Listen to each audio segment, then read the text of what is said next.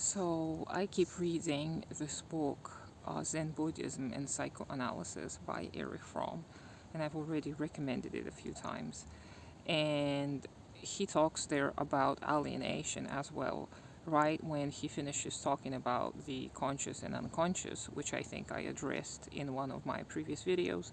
He talks about how the process of the formulation of the unconscious is a part of alienation.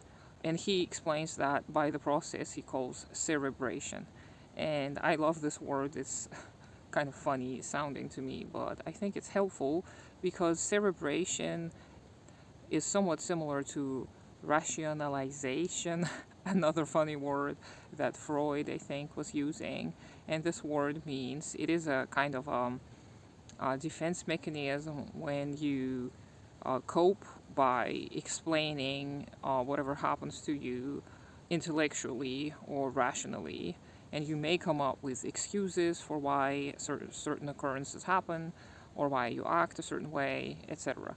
So this is what we call in the normal world justification, as far as I know. So cerebration sounds similar to these aforementioned too. However, he does make this link with Zen Buddhism, which I think is quite insightful and simple at the same time. So he says that when you start putting your experience into words, this is when the alienation begins.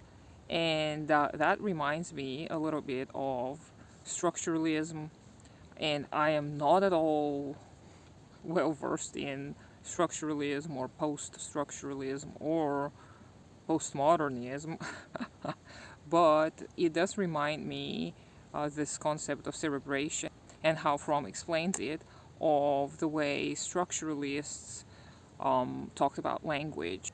As far as I remember, structuralists talk about how you cannot encompass the full phenomena, such as, for example, a tree, into a single word, and how the symbolism of words is very limiting. And I'm going to include a video on structuralism and post-structuralism by a comrade here on YouTube who I think explains it pretty well. But I was just reminded of this.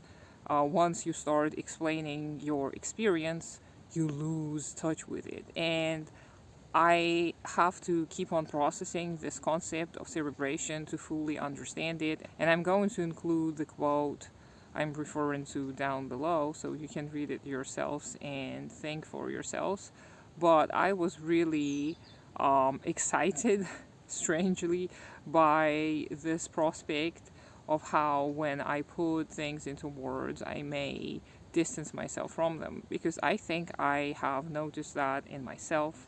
I think that one of the reasons why, except for verbal processing, why I strive so much to explain everything away is because I want to create that sense that this isn't happening to me, not necessarily in a form of disassociation. I think that's the word.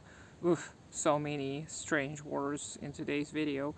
But I think it's a process that may be familiar to many people who have endured some kind of trauma, and you find ways to cope without assuming responsibility, and you learn to make sense of the world by explaining why.